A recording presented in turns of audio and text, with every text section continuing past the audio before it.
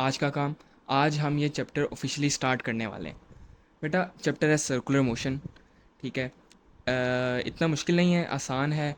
इसके as such standalone questions आते नहीं हैं। इसके लाइक आप अगर इसके 10 साल के पास पेपर उठाए ना, तो आपको इसमें से 5-6 सवाल इसके मिलेंगे जो स्टैंड लोन इसी के हों सिर्फ। हाँ, ये बाकी कई सारे चैप्टर्स के साथ मिलकर आता है। मैग्नेटिज्म के साथ आ जाता है, इलेक्ट्रोस्टैटिक्स के साथ आ जाता है, ग्रेविटेशन के साथ आ जाता है, एसएचएम में भी आ जाता है। तो इसका डिफ़िकल्टी लेवल काफ़ी लो है, इतना मुश्किल नहीं है। हाँ, जब इसका स्टैंड अलोन क्वेश्चन आ जाता है तो वो काफ़ी कंसेप्चुअल होता है और मुश्किल भी होता है। अगर आप देखेंगे तो P4 का जो पहला क्वेश्चन होता है वो होता है ग्रेविटेशन के साथ उसमें सर्कुलर मोशन मिक्स होता है। ठीक है। और हम शुरू करते हैं। अभी मैंने आप लोगों से पूछा था कि सर्कुलर मोशन सुन के आपके जहन में क्या आता है, तो काफ़ी बच्चों ने सही जवाब दिया, काफ़ियों ने एक अच्छी एग्जांपल दी, और जो आपके माइंड में एक चीज़ आ रही थी वो सही आ रही थी सर्कुलर मोशन के रिलेटेड। तो हम देखते हैं ये है क्या। शुरू करते हैं। पहली डेफिनेशन, बेटा angular displacement. What is angular displacement? ये जो स्टार के साथ चीज़ें होया करेंगी ना, ये आपने एज इट इज़ याद करनी है। ठीक है, ये एग्जाम डेफिनेशंस होंगी और एग्जाम में पूछी जाएँ तो आपने as it is word by word लिखनी होंगी। सही है बेटा। It is the angle turned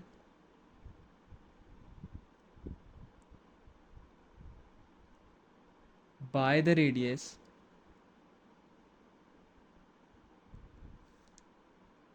at the center of circle. बेटा इसका क्या मतलब है? इसका क्या मतलब है? देखो, ये एक सर्कल है। ठीक है, ये इसका रेडियस है। ये पॉइंट ए है, ये पॉइंट बी है। अब पॉइंट ए से पॉइंट बी में जाने के लिए ये वाला एरिया जो है ना, ये आपके रेडियस की आर्म ने, इस एरो ने स्वीप किया है। तो इसका जो सेंटर पे एंगल बनता है ना, उसको बेसिकली हम कहते हैं एंगुलर डिस्प्लेसमेंट। सही है। इसको एक आसान तरीका या इजी वर्ड्स में बोलें समझने के लिए, सिर्फ ये लिख कर नहीं आना एग्ज़ाम में, ये सिर्फ समझने के लिए लिख रहा हूँ साथ। अगर हम आसान अल्फाज में कहें तो हम कह सकते हैं कि displacement in terms of angle. समझ रहे हो? सिर्फ समझाने के लिए, ये आपने उधर लिख कर नहीं आना। देखो, ये वाला जो एरिया ना, ये वाला एरिया सारा ये स्वीप कर रहा है ना from point A to point B जाने में, और ये बीच में जो एंगल थीटा बनता है इसको हम कहते हैं एंगुलर डिस्प्लेसमेंट। अच्छा बेटा, इसका जो यूनिट होता है वो होता है रेडियंस। अब रेडियंस क्या होता है?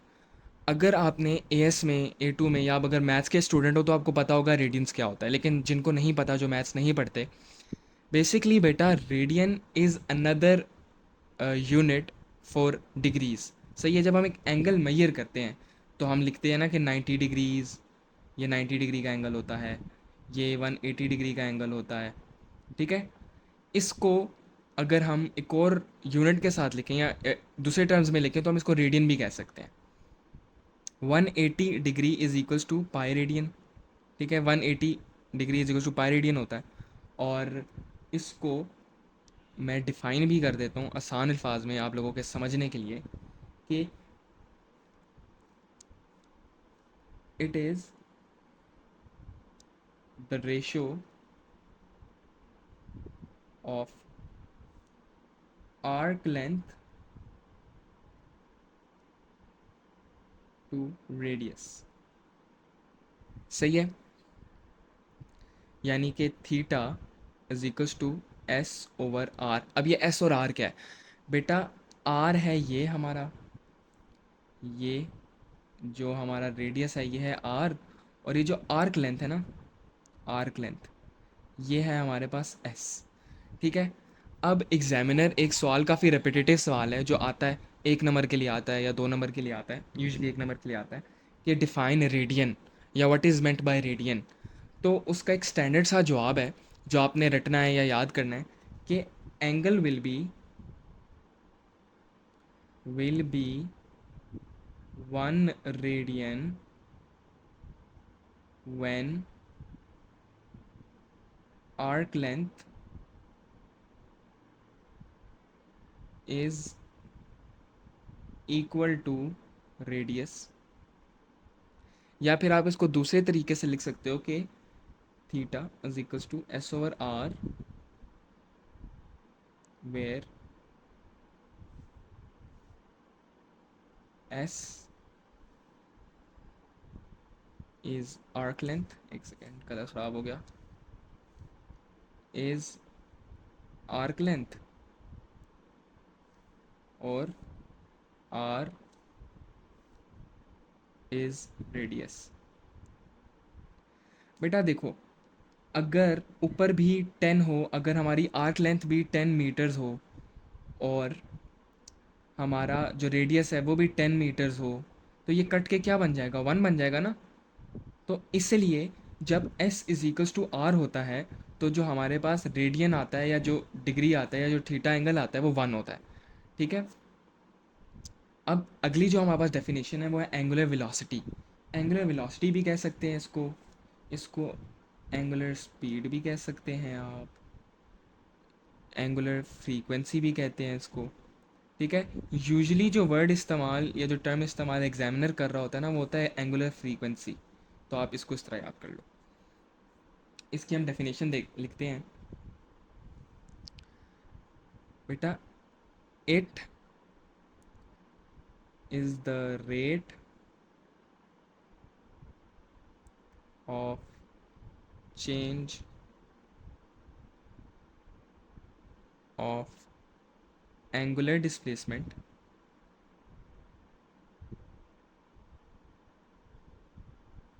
by the radius at the center of circle, at the center of circle।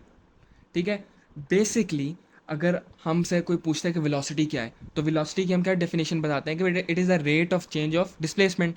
Like wise angular velocity भी rate of change of angular displacement होती है, लेकिन ये लिखना लाजमी है कि by the radius at the centre of circle. ठीक है, वरना एक मार्क कट जाएगा। ठीक है। इसका फॉर्मूला नीचे लिखा हुआ है कि एंगुलर डिस्प्लेसमेंट और टाइम, और इसका जो यूनिट होता है वो ओमेगा होता है। ये लिखा हुआ है ओमेगा, ओमेगा। सही है बेटा। अब मुझे बताओ ये वेक्टर क्वांटिटी है या स्केलर क्वांटिटी है, जल्दी से बताओ, जल्दी से चैट में बताओ। वेक्टर है सर, स्केलर, वेक्टर। अच्छा, जो जो वेक्टर कह रहे हैं ना वो सही कह रहे हैं। It is a vector quantity. Vector quantity, vector क्या होता है बेटा? वेक्टर वो होता है which has a direction long side the magnitude.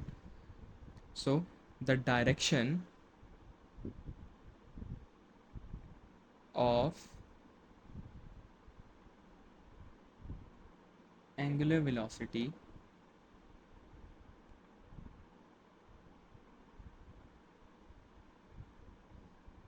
Can be found using right hand grip rule. वो कैसे बेटा?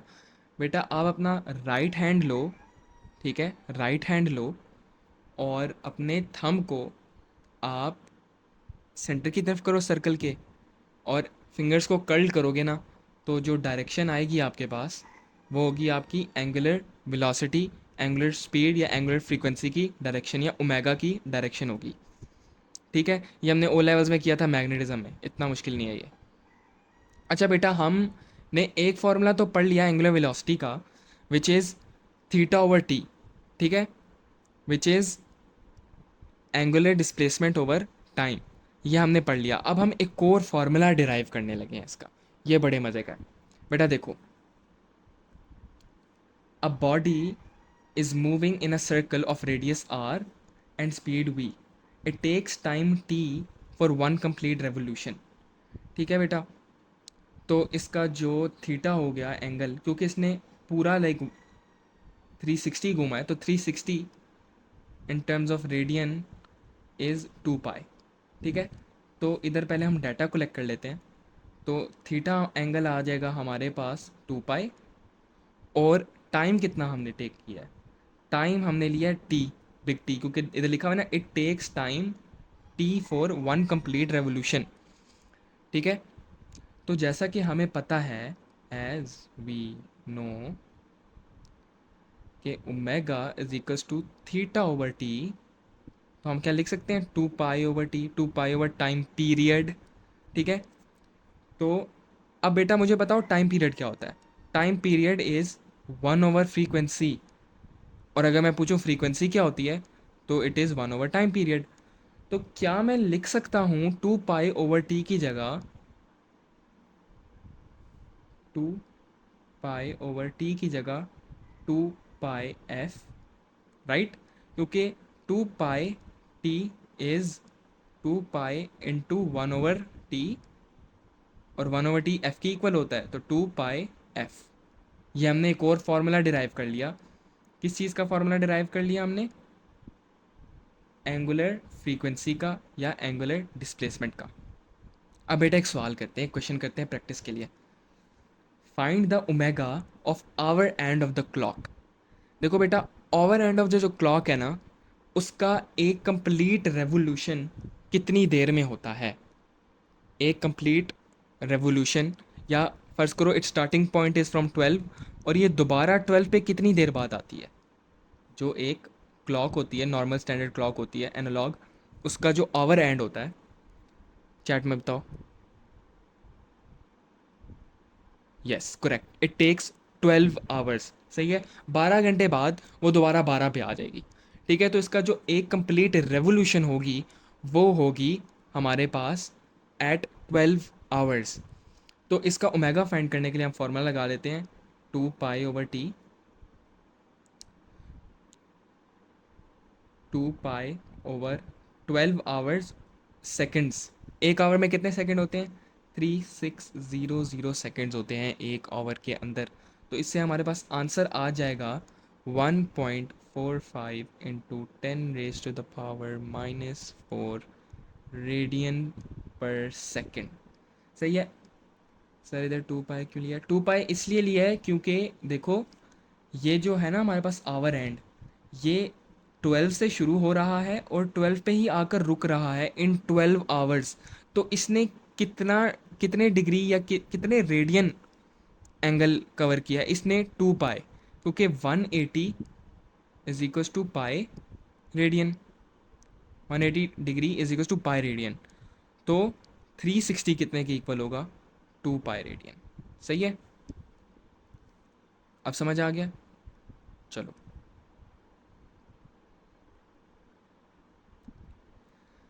अब हम पढ़ने लगे हैं relation between linear and angular velocity. बेटा देखो, ओमेगा तो हमने पढ़ लिया, ओमेगा तो हो गया हमारे पास एंगुलर वेलोसिटी या एंगुलर स्पीड या एंगुलर फ्रीक्वेंसी। अब एक ऑब्जेक्ट है, ये ऑब्जेक्ट है एक, ठीक है, और ये गोल गोल घूम रही है, एक स्ट्रिंग से अटैच्ड है, समझ लो ये रेडियस स्ट्रिंग है और इसको हम गोल गोल घुमा रहे हैं। इसकी जो वेलोसिटी है ना, ये वाली, ये वेलोसिटी जो आपको नज़र आ रही है, ये, इसका फॉर्मूला क्या होता है बेटा, इसका फॉर्मूला होता है डिस्टेंस ओवर टाइम। ठीक है, speed is equal to distance over time.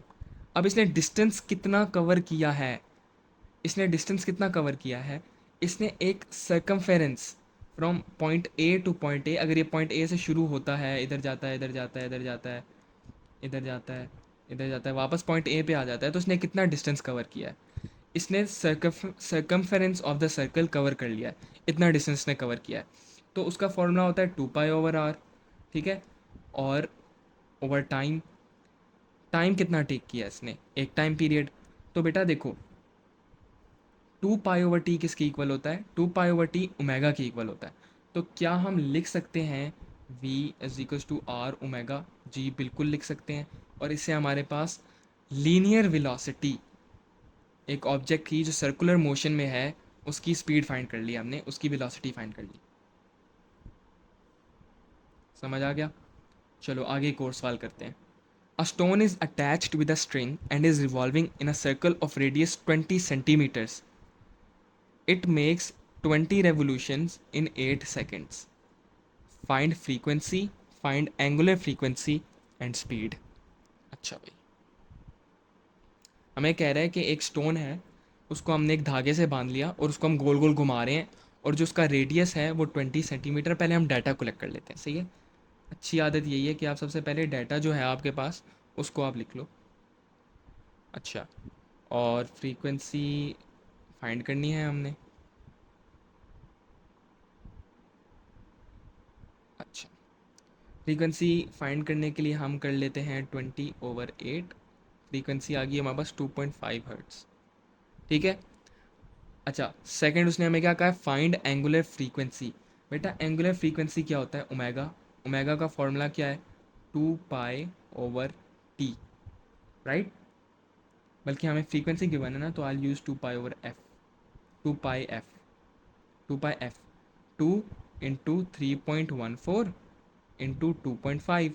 Answer क्या आ रहा है बेटा, कैलकुलेट करके बता दो, कैलकुलेट करके बता दो। 5 पाई, 5 पाई रेडियन पर सेकेंड। अच्छा, और उसने लीनियर स्पीड मांगी हुई है। लीनियर स्पीड का हमने क्या फार्मूला भी ड्राइव किया है, v is equals to R omega. तो r क्या है हमारे पास, 20 मीटर्स। और 20 metres, 20 centimetres, I am sorry, I am really sorry. 20 centimetres,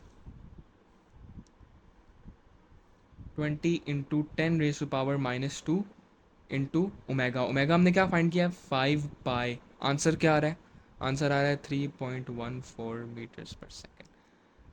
10⁻⁻² क्यों लिखा है बेटा, देखो सेंटीमीटर है ना, सेंटी कितना होता है, 10⁻⁻² इज सेंटीमीटर, सही है। अगर उधर लिखा होता मिलीमीटर तो आप लिखते 10⁻⁻³ तो जो मिली सेंटी, ये जो प्रीफिक्सेस होते हैं ना, इनको आपने खोल के लिखना होता है जब आप कैलकुलेशंस कर रहे होते हो, सही है।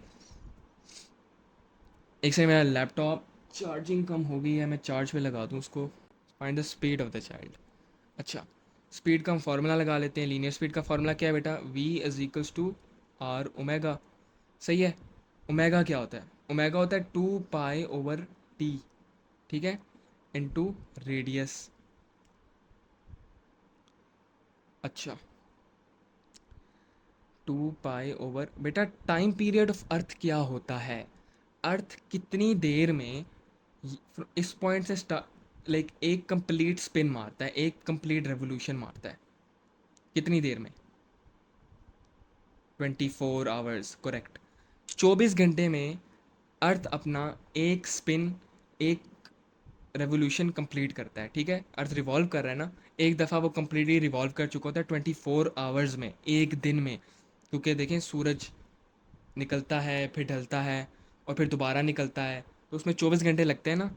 तो 24 × 3600 सेकेंड्स।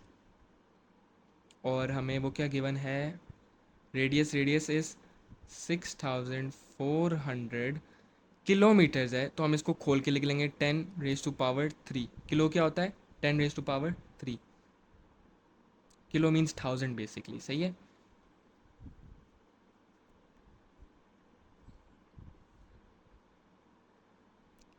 तो अभी कैलकुलेट करके बता दो यार। 465, यही आंसर है, 465 मीटर्स पर सेकेंड।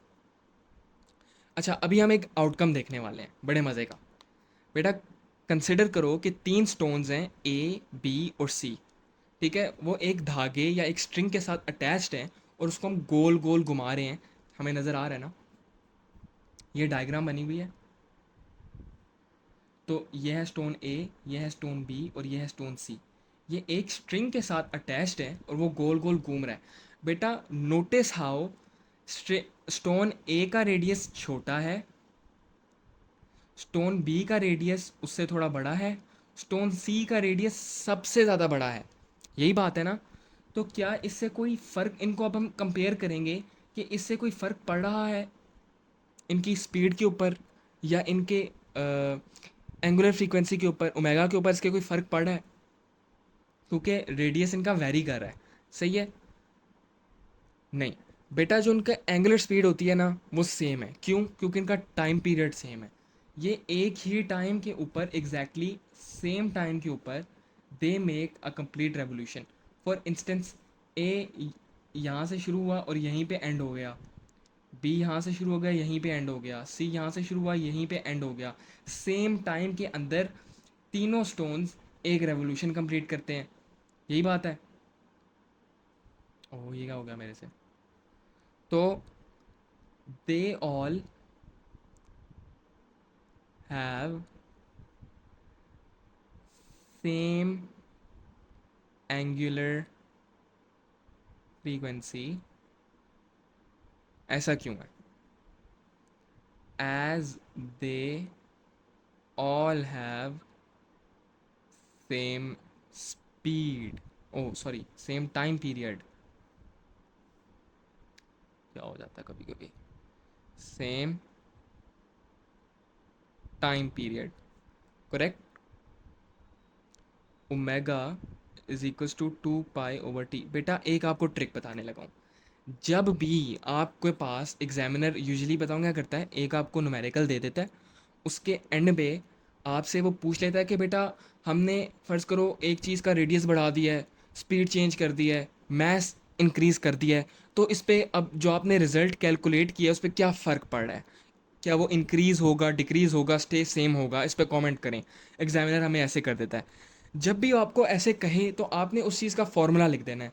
अभी उसने हमें कहा है कि compare there angular frequency and linear speed, तो हमने एंगुलर फ्रीक्वेंसी का फॉर्मूला लिख दिया विच इज़ 2 पाई/टी या 2 पाई/एफ। बेटा देखो यहाँ पे आपको कहीं रेडियस नज़र आ रहा है? कहीं भी फॉर्मूला में रेडियस है? नहीं ना। तो रेडियस इंक्रीज करने से, डिक्रीज करने से एंगुलर फ्रीक्वेंसी या ओमेगा पे फ़र्क नहीं पड़ रहा। ठीक है, क्योंकि it is not related directly. अगर टाइम पीरियड चेंज कर रहे हैं, हाँ, तो ओमेगा, अगर टाइम पीरियड इंक्रीज होगा ओमेगा डिक्रीज होगा। क्यों? क्योंकि ये इन्वर्सली प्रोपोर्शनल है। अगर हम लिख दें ओमेगा इज इक्वल्स टू 2 पाई/एफ, अगर हम फ्रीक्वेंसी को इंक्रीज कर दें तो ओमेगा भी इंक्रीज होगा क्योंकि ये डायरेक्टली प्रोपोर्शनल है। तो देखो आपको इन दोनों फॉर्मूलाज के अंदर रेडियस नहीं नज़र आ रहा, तो रेडियस के कम ज़्यादा होने से ओमेगा पे फ़र्क नहीं पड़ रहा, तो इसलिए ओमेगा विल स्टे सेम। इधर लिख लेते हैं छोटा सा कि as there is no correlation, no correlation between omega and radius. इतनी सी बात थी।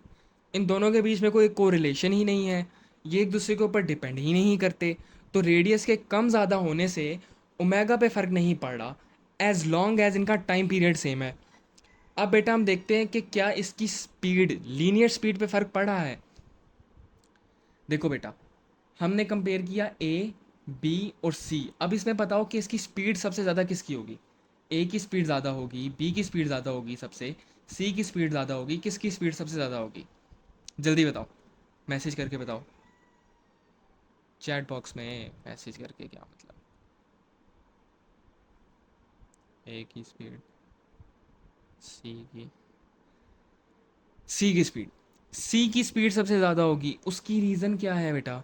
उसकी रीज़न ये है कि as C has the largest speed as V is equals to omega R. यही बात है। ओमेगा आर करना थोड़ा मेरे लिए मुश्किल हो जाता है, at least for me. Omega R मैंने नहीं याद किया हुआ, आर ओमेगा याद किया हुआ है, राइट। तो v is equals to R omega. तो बेटा देखो, ओमेगा इसमें कांस्टेंट है, तो v is directly proportional to r। तो r को अगर मैं इंक्रीज कर दूंगा तो लीनियर स्पीड भी इंक्रीज हो जाएगी। तो इनमें से सबसे बड़ा रेडियस किसका है? सबसे बड़ा रेडियस तो सी का है। तो सी का रेडियस ज़्यादा होने की वजह से इसकी लीनियर स्पीड भी ज़्यादा है। ठीक है, तो इसको भी छोटा सा हम लिख देते हैं,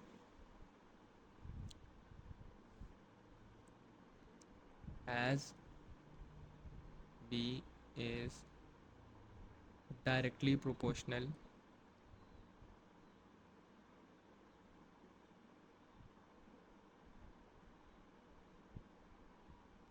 टू रेडियस। सही है।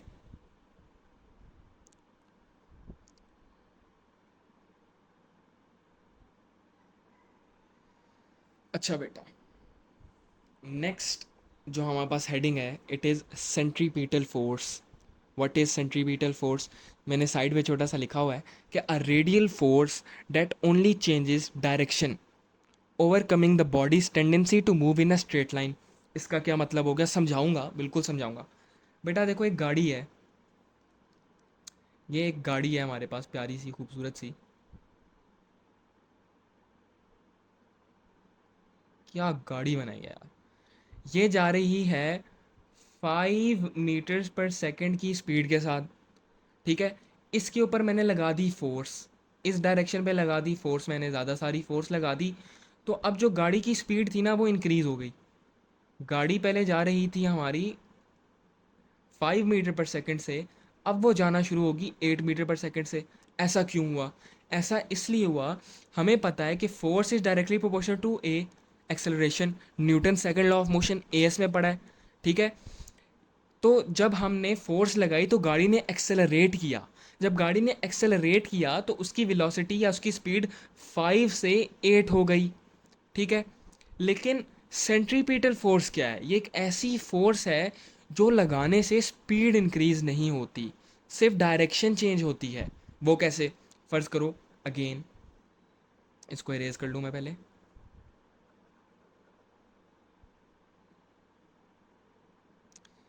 एक हमारे पास गाड़ी है, अगेन वो इस डायरेक्शन पे जा रही है 5 मीटर्स पर सेकेंड से।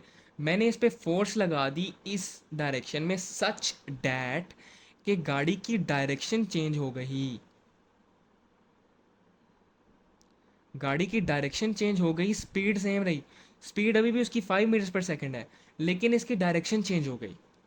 तो ये फोर्स होती है सेंट्रीपिटल फोर्स। समझने के लिए बता रहा हूँ, जिससे स्पीड इंक्रीज डिक्रीज नहीं होती, स्पीड पे वो अफेक्ट नहीं करती, वो सिर्फ डायरेक्शन चेंज करती है। इसके कुछ पॉइंट्स हैं, वो मैं लिखवा दूँ आपको जल्दी से। जल्दी से ज़रा इसके पॉइंट्स देख लें। तो इसके जो पॉइंट्स हैं, it is an inward force, radial भी कह सकते हैं। रेडियल का मतलब होता है अलोंग द रेडियस। फर्ज करो, ये एक सर्कुलर ट्रैक है और ये एक गाड़ी है यहाँ पर, ये गाड़ी है। तो ये सर्कुलर ट्रैक पे गाड़ी घूम रही है। तो ये जो रेडियस है ना इसका, सर्कुलर ट्रैक का, इसके अलोंग जो फोर्स होगी ना, वो होगी सेंट्रीपिटल फोर्स। रेडियल का ये मतलब होता है अलोंग द रेडियस। सही है। टुवर्ड्स द सेंटर, ये भी समझ लो। Required to move a body in a circular path. सही है। It is directed towards the centre of circle. ये भी पॉइंट समझ आ गया। It changes the direction, it changes the direction of body during motion only. सिर्फ और सिर्फ डायरेक्शन चेंज करेगा ये। ठीक है। इट विल नॉट इंक्रीज और डिक्रीज इट्स स्पीड। ठीक है। It does not change the speed. तो हम लिख देते हैं, it does not change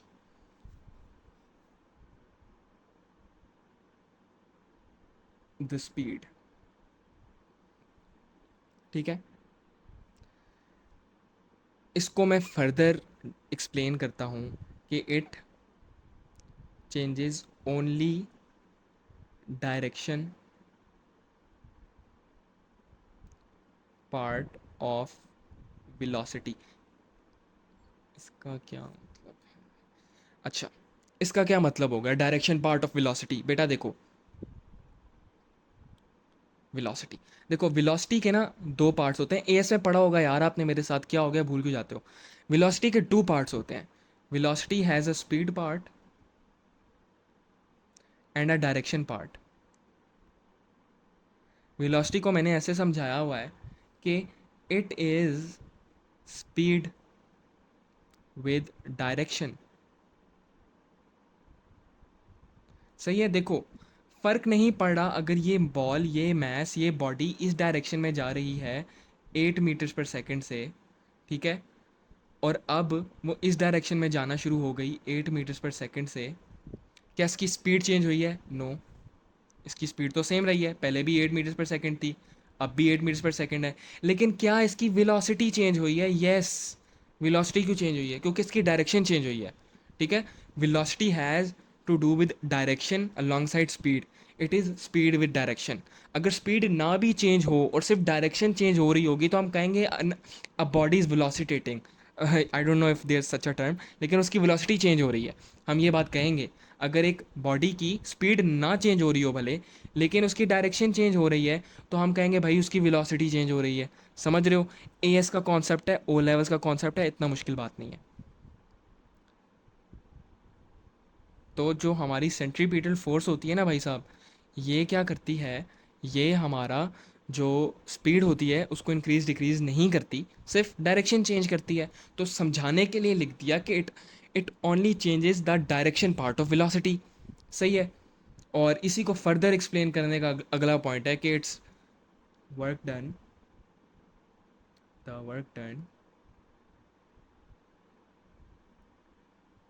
of centripetal force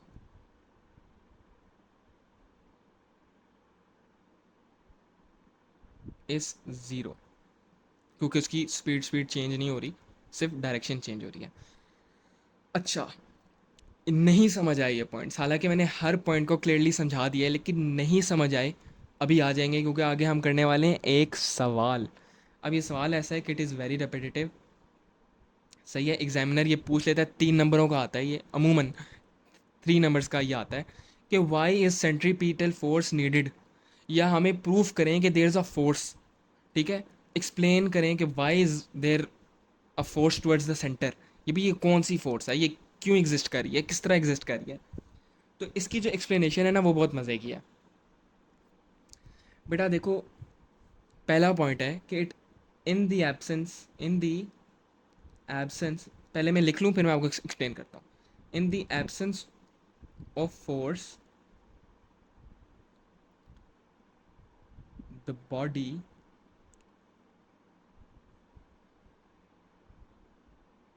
will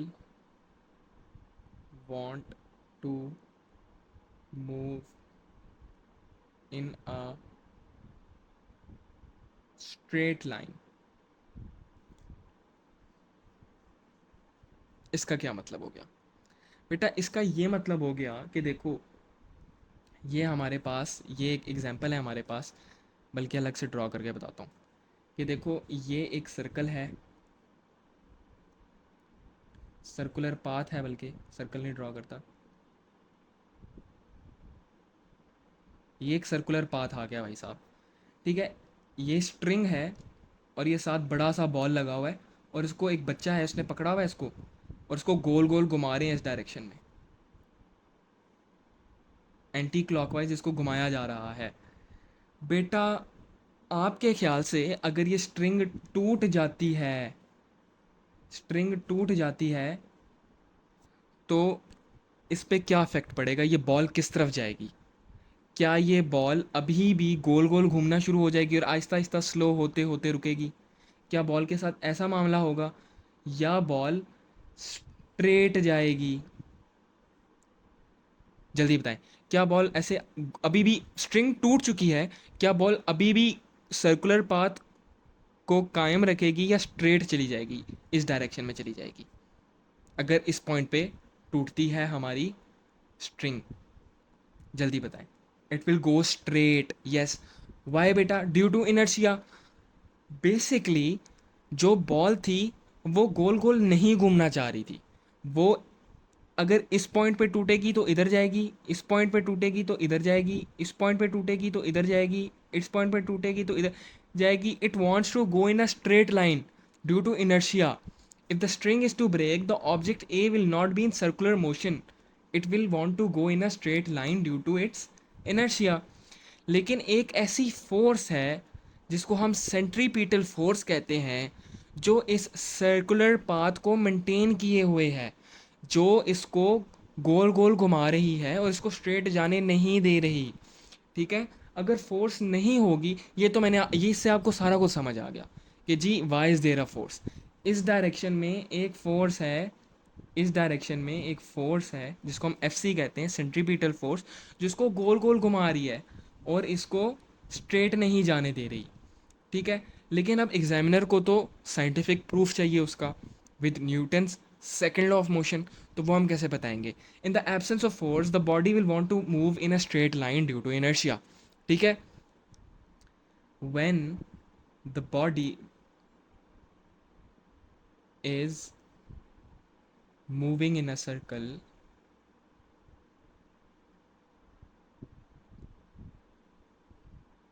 its direction of motion, its direction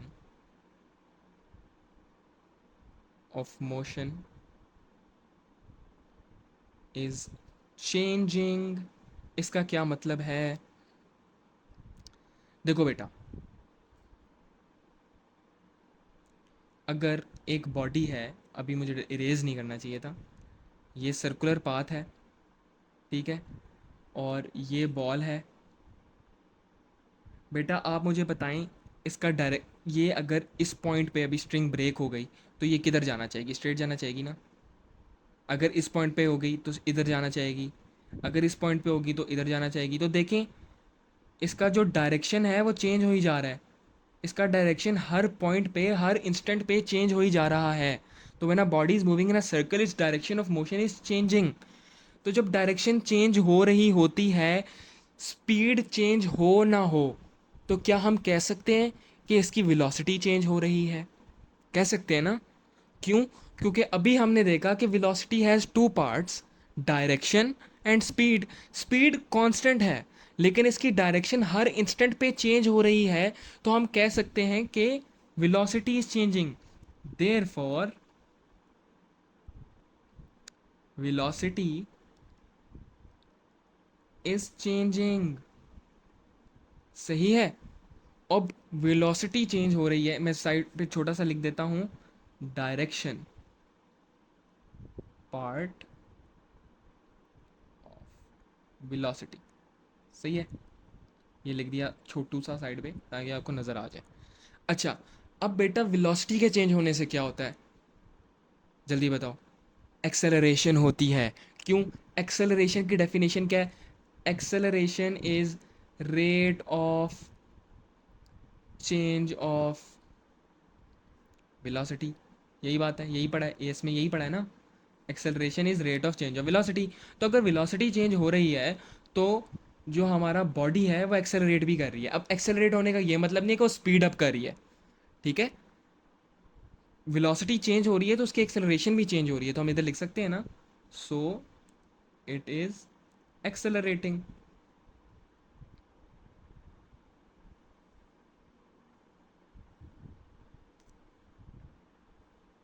side पे लिख देते हैं as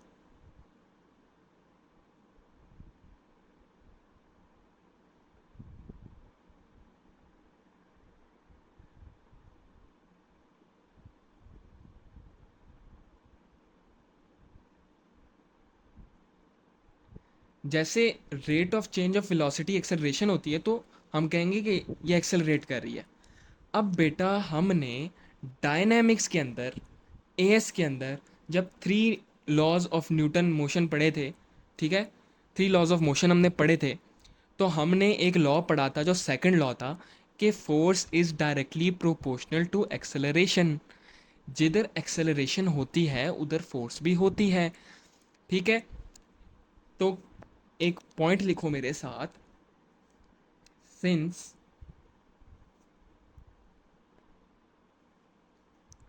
force is directly proportional to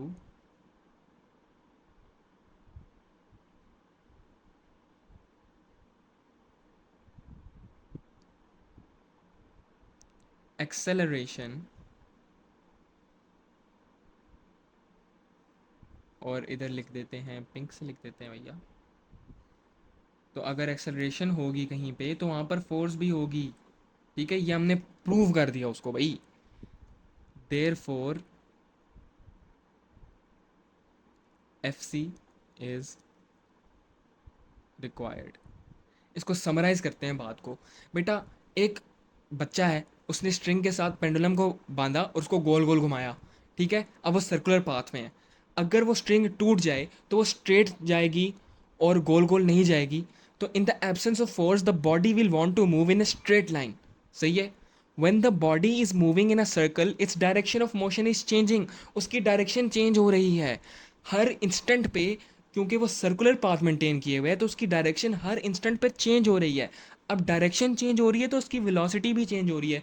क्यों? क्योंकि हमने देख लिया कि velocity has two parts, speed and direction. Speed भले ही सेम है लेकिन डायरेक्शन चेंज हो रही है, और डायरेक्शन चेंज होने की वजह से इसकी वेलोसिटी भी चेंज हो रही है। अब वेलोसिटी चेंज हो रही है तो एक्सेलरेट भी कर रही है, और since force is directly proportional to acceleration therefore F C is required.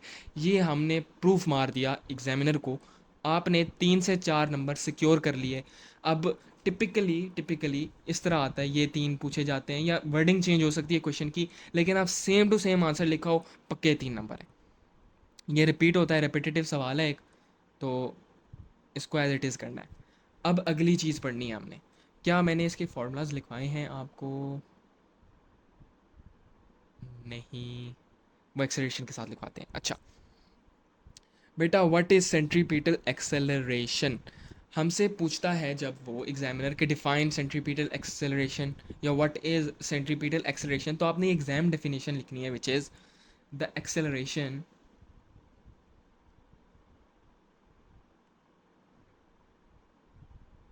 that is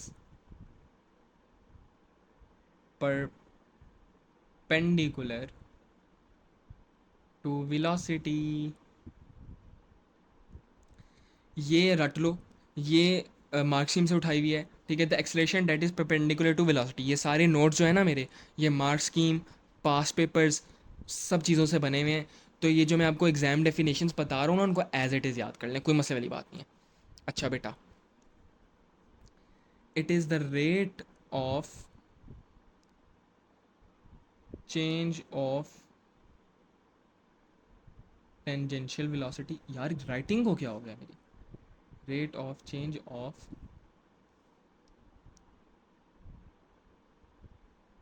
tangential velocity, it is radially inwards, is radially inverts. अच्छा बेटा, मैं नोट्स बने पड़े हुए हैं मेरे पास, मैं उनके ऊपर से भी पढ़ा सकता हूँ आपको। मुझे ये लिखने की दोबारा कोई ज़रूरत नहीं है, दोबारा नोट्स बनाने की कोई ज़रूरत नहीं है। मैं दोबारा इसलिए लिख रहा हूँ और दोबारा नोट्स इसलिए बना रहा हूँ कि जो वीडियो देख रहे हैं या जो लाइव क्लास ले रहे हैं वो मेरे साथ साथ नोट्स बनाएंगे। नोट्स मैं नहीं देने वाला, नोट्स साथ साथ बनाओगे। देखो, आप जब नोट्स अपने हाथ से लिख रहे होते हो ना क्लास लेते हुए, तो वो चीज़ आपके जहन में बैठ जाती है। और असूल है इस क्लास का कि अगर आप क्लास ले रहे हो तो आप नोट्स बनाओगे खुद से, ठीक है। वरना मैं नोट्स से आराम से बने बनाए नोट्स से भी पढ़ा सकता हूँ, मुझे दोबारा नोट्स बनाने की कोई ज़रूरत नहीं है। सही है, दोबारा लिखने की मुझे कोई ज़रूरत नहीं पड़ेगी। तो इसलिए आप सबसे गुजारिश है कि मेरे साथ साथ नोट्स बनाएं, ठीक है। तीसरा point, the acceleration acceleration produced due to change in direction of motion only. ठीक है, जो हमने ये पीछे पढ़ लिया है कि जो डायरेक्शन चेंज होती है तो वेलोसिटी चेंज होती है तो एक्सेलरेशन प्रोड्यूस होती है। तो यही वो पॉइंट है कि the acceleration produce due to change in direction of motion only. ठीक है, ये हमने पढ़ लिया। अच्छा, rate of change of tangential velocity वाला समझा दें। अच्छा, इस पॉइंट, ये भी वही पॉइंट है ना, देखो वेलोसिटी, देखो देखो देखो देखो बेटा देखो, ये एक गोला है, सर्कुलर पाथ है, इधर वेलोसिटी की डायरेक्शन क्या है, यहाँ पे, इधर वेलोसिटी की डायरेक्शन क्या है, इधर, इधर वेलोसिटी की डायरेक्शन क्या है, इधर। क्यों? वेलोसिटी बेसिकली स्पीड सेम है लेकिन डायरेक्शन चेंज हो रही है वेलोसिटी की। तो हम कह रहे हैं ना, ये है टेंजेंशियल वेलोसिटी, ये टेंजेंशियल वेलोसिटी इसको कहते हैं।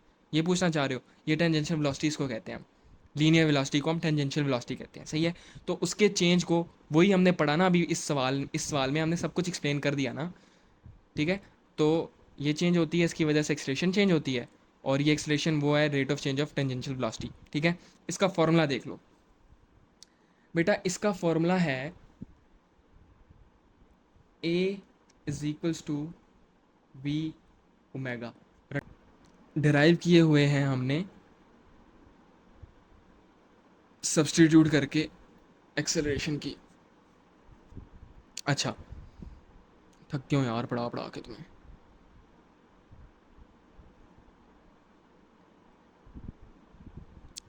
बेटा ये जो डायग्राम है ना, इट इज़ वेरी इंपॉर्टेंट, सही है। और इससे सब कुछ समझ आ जाएगी, सारी आपकी कन्फ्यूजन्स ठीक हो जाएंगी। देखो बेटा, सबसे पहले तो एक अगेन सर्कुलर पाथ है, एक बॉडी है सर्कुलर पाथ पे, वेलोसिटी उसकी इस डायरेक्शन में होती है, ठीक है, tangent to the circular path. और रेडियल होती है उसकी फोर्स और एक्सेलरेशन, ये हम पढ़ चुके, ठीक है। Centripetal force and acceleration is perpendicular to the direction of travel, they are in the same direction. Centripetal force and acceleration are in the same direction from F is equals to M A. जैसा कि हमने पढ़ा हुआ है Newton second law में कि F is directly proportional to M A, oh F is directly proportional to A, और जिस डायरेक्शन में एक्सेलरेशन होती है उसी डायरेक्शन में फोर्स भी होती है, ठीक है। ये हमने पढ़ा था डायनामिक्स ए एस में विद 3 लॉज ऑफ मोशन, जब हमने पढ़े तो उसमें सेकंड वाला ही है। अच्छा, और the direction of velocity is tangent to the circle perpendicular to force and acceleration. ये बेसिकली समराइज़ करती है इस सारे टॉपिक को, या पीछे जो हमने जो भी पढ़ा है उस सब को समराइज़ करती है डायग्राम, बड़ी इंपॉर्टेंट है। उफ अल्लाह, कितना रह गया, ये सवाल है फिर इसके बाद ख़त्म, ये 2 सवाल हैं, ठीक है। अ बॉडी, एग्जामिनर कह रहा है, a body of mass 3 kg is moving in a circle of radius 5 metre with the speed of 8 metres पर सेकेंड, फाइंड एफ सी। बेटा हम एफ सी इस्तेमाल कर रहे होंगे फॉर सेंट्रीपिटल फोर्स। तो अच्छी आदत क्या बताई थी आपको, सबसे पहले आप अपना डाटा लिख लें। मैस कितना है हमारे पास, 3 kg है, लिख लिया। अच्छा, वेलोसिटी कितनी है हमारे पास, 8 मीटर्स पर सेकेंड है, लिख ली। और रेडियस कितना है, 5 मीटर रेडियस गिवन है, हाँ गिवन है, 5 मीटर्स है। हमने फार्मूला लगा लिया, F C is equals to M V square over R. M है हमारे पास 3, आर वी स्क्वायर है हमारे पास 8 स्क्वायर, और रेडियस है हमारे पास 5। तो हमारे पास आंसर क्या आ गया, 38.4 न्यूटन्स। इतना इजी, इससे इससे आसान कोई चीज़ है, इससे आसान कोई चीज़ हो सकती है। अच्छा, a stone of mass 100 gram, mass 100 gram है, मैस लिख लो 100 ग्राम भैया, 100 ग्राम और 0.1 की चीज़, क्योंकि हम किलोग्राम से ले रहे होते हैं ना। अच्छा, is moving in a circle of radius 40 centimetres, radius है हमारे पास 40 सेंटीमीटर्स है, सही है, with the frequency of 0.5 hertz, 0.5 hertz. Find omega, omega का फॉर्मूला क्या होता है बेटा, omega is equals to 2 pi into 0.5। Answer क्या आ रहा है जल्दी से बता दो, पाई, पाई रेडियंस पर सेकेंड। अच्छा, और क्या पूछा है हमसे, और इन्होंने हमसे पूछा है find centripetal acceleration. Centripetal acceleration का हमने क्या फॉर्मूला पढ़ा है, A C is equals to V omega पढ़ा है, आर ओमेगा स्क्वायर पढ़ा है, वी स्क्वायर ओवर आर पढ़ा है। तो इसमें से सबसे सूटेबल कौन सा है, आर ओमेगा स्क्वायर। क्यों? क्योंकि हमारे पास डाटा ही है, हमारे पास लीनियर स्पीड नहीं है ना, तो इसलिए हम इस्तेमाल करेंगे A C is equals to R omega square. R है हमारे पास 40 सेंटीमीटर, सेंटी को हमने खोल के लिख लिया, प्रीफिक्सेस को हम खोल के लिखते हैं, पाए स्क्वायर 3.9478। इतने ज़्यादा क्यों लिख रहे हो बेटा, इतने ज़्यादा नहीं लिखो, 2 सिग्निफिकेंट फिगर्स में आंसर दिया करो। अच्छा 3, part 3, find centripetal force F C is equal to M A. इससे आसान है कोई? 0.1 वेट है इसका, और ये अभी हमने फाइंड किया 3.95, और इसका आंसर आ रहा है 0.395 न्यूटन्स। ठीक है, पहली क्लास को हम यहीं पे ख़त्म करते हैं। मेरी कमर में बहुत दर्द हो गया है, और बेसिकली मुझे एक जॉ का इशू है, तो मैं इतना ज़्यादा बोल नहीं सकता। ठीक है, तो अभी भी आपने नोटिस किया होगा जब मैं ये पढ़ा रहा था पीछे, अ, ये सेंट्रीपिटल एक्सलेशन के जब फार्मूलाज आए थे, तो बस मुझे शदीद दर्द हो रहा था जॉ में, तो मैं इतना बोला नहीं, और अभी भी मैं इतना बोल नहीं रहा और आहिस्ता बोल रहा हूँ। तो इंशाल्लाह अगली क्लास में मिलते हैं। आज के लिए इतना ही। और अभी आपने क्या करना है, अभी जितने मैंने ये जो है ना नोट्स आपने बनाए होंगे, इनको खुद से याद करें, जो याद करने वाली चीज़ें इनको अच्छे से याद करें। ठीक है, पूरे लेक्चर को जहन में दोहराएं, फार्मूलाज को रट लें। ठीक है, मतलब फार्मूलाज तो रटने ही होते हैं ना, तो और जो मैंने क्वेश्चंस कराए हैं इनको खुद से कर लें। बस आज के लिए इतना ही, बाकी अगली क्लास में मिलते हैं। अल्लाह हाफ़िज़।